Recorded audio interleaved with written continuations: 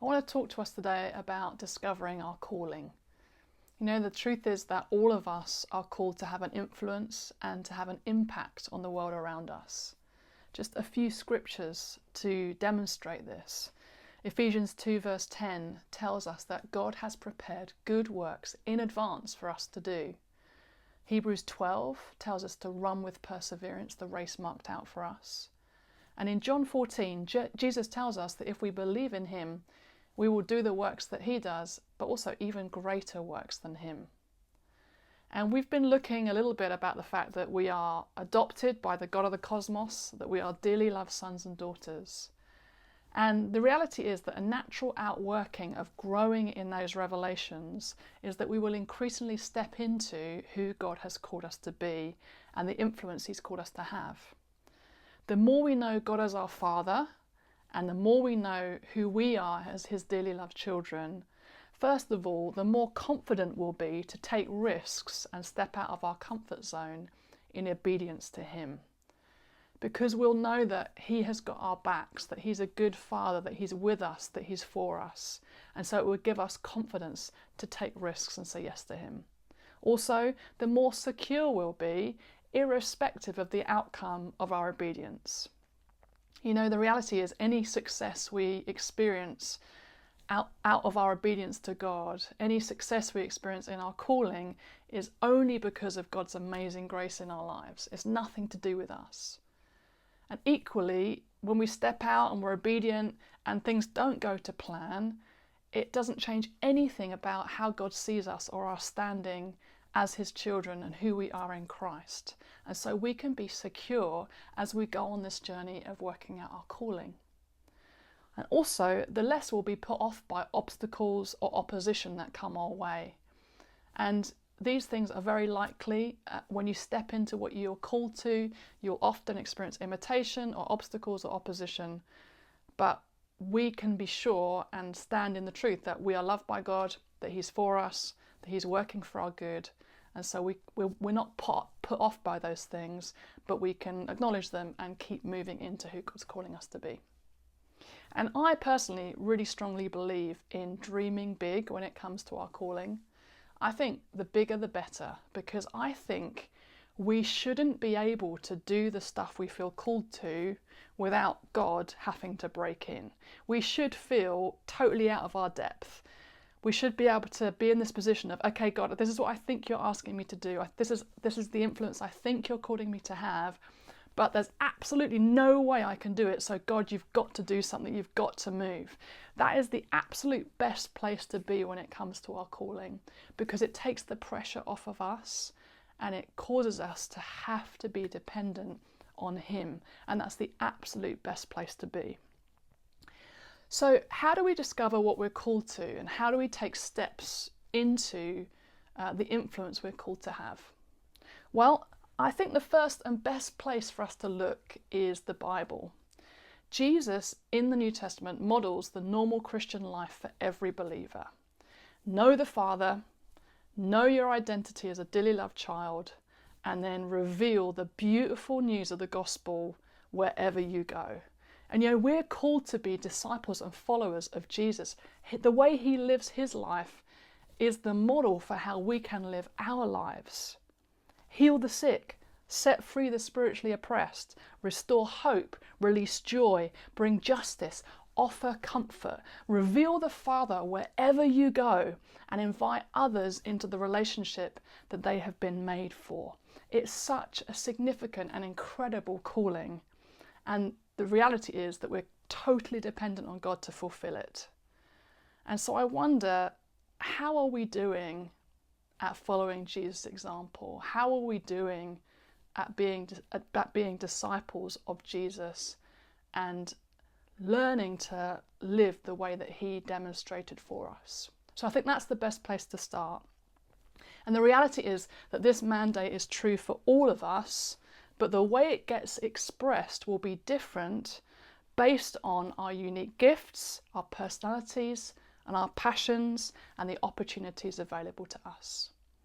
You know, you might feel called to impact those on the margins of society, or to see God's kingdom come maybe as you launch a new business. Or you might be passionate about politics or education or raising God-focused families. Or you might want to write books or record music that reveal God's heart. Or you might feel passionate about stirring the church to hunger for all that God has for her. You know, whatever specific assignments God has put in your heart, I want to just give us 3 tips now to help us to increasingly say yes to him and move into the influence he's called us to. So let me just give you 3 simple tips. You've looked into your calling, you've got a sense of what your mandate is. We're all called to live like Jesus, but we've got a sense of the specific flavour it's going to look like for us. How do we take steps towards that influence? So first of all, find your motivation. Find your motivation. In many ways, it should be enough that God's asking us to do it. That should be enough motivation, but sometimes we just need a little bit of extra vision to help us to stay motivated. I've got a friend who feels called to write a book about the prophetic, and I was talking to him a while ago, and he was really struggling to feel motivated to sit in front of the computer and get what was in him out. And so I asked him a few questions, and then I said to him, hey, why don't you start writing the book for your kids? Why don't you decide to write this book as like an inheritance for your kids, so that they can be given by you this book that helps them to see the journey you've been on and the stuff you've learned in your relationship with Jesus, so that they get to inherit it in their own walks with Jesus. And it was amazing, because all of a sudden, all the excuses as to why he wasn't writing kind of faded away, as he just felt this strong motivation stir in his heart. Okay, if I'm going to write for my kids, it brings a completely different slant on this thing. And so because of that, he's been writing, and it's slow progress, but he's found his motivation as to why he wants to push through and do this thing, to have this particular influence. And the truth is, we've got to realize that there is a very real cost to saying yes to God and what he's calling us to. There is a very real cost. It's not easy. There is going to be opposition, there will be challenge. But it's also true that there is a very real cost, which is a bigger cost to saying no. There is a very real cost to saying no to what God is asking us to do. And so I just want to encourage you to take some time this month to sit with God and start to unpack the dream in your heart of what you're longing to do, what you feel like he's asking you to do, and spend some time finding your motivation. Ask yourself, what would be the cost of saying yes? What is going to be the cost of saying no? And in my experience, the cost of saying no is always bigger, because we're always in the best possible place when we say yes to God. It's always much better to be obedient to him than to be disobedient. So spend some time with God and find your motivation. Secondly, recognize your common objections. Now, the enemy is on a mission to limit us, to stop us from running the unique race that God has marked out for us. And he will do anything he can to make us hide, or to feel discouraged, or settle for less, to keep quiet. Anything he can do to get in the way of the influence we're called to have, he will do it, because he does not want the gospel spreading. He does not want God's kingdom being advanced through our lives. And in order to resist the devil, it's really helpful to identify common objections that he tends to put into your thinking to try and limit you, or distract you, or shake your confidence. If you can recognize these objections, you can be aware of when they surface, and then you can ignore them and decide that you're going to keep doing the very thing God's asking you to do. Let me give you some examples of some common objections.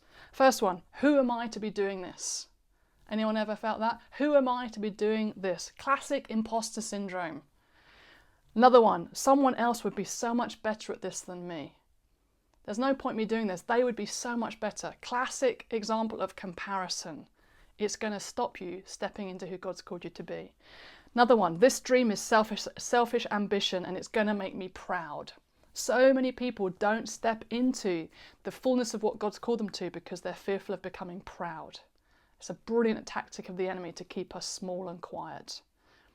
I don't have enough money or time or training, so feeling like we're lacking.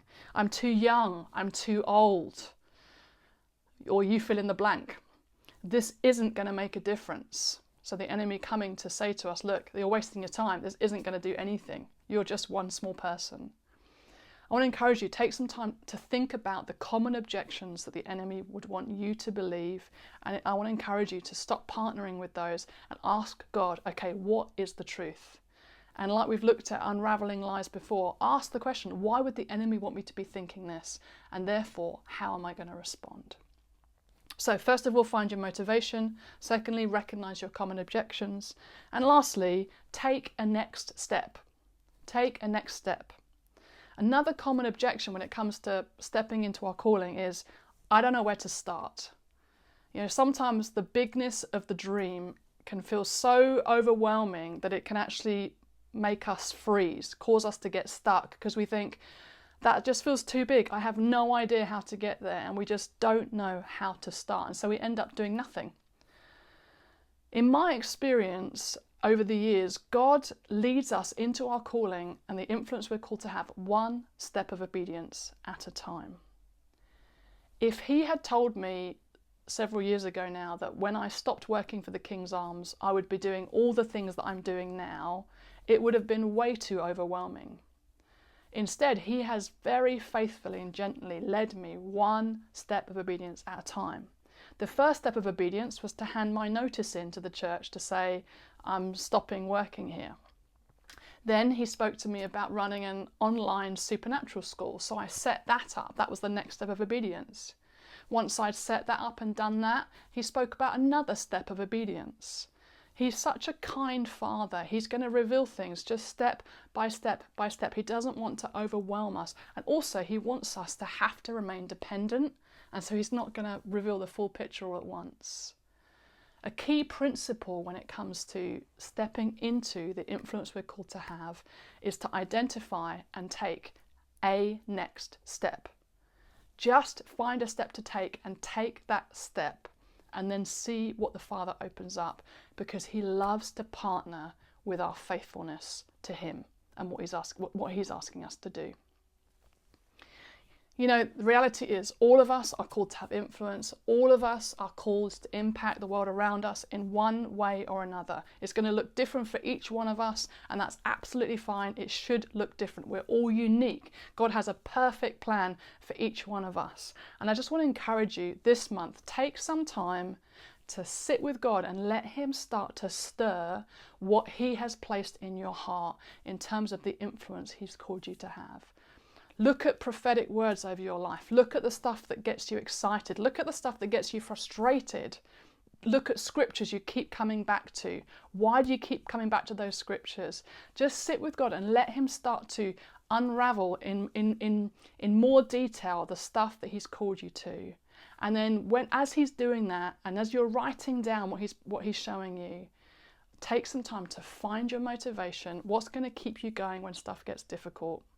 Take some time to identify your common objections so that when they come, you can ignore them and keep saying yes to Jesus.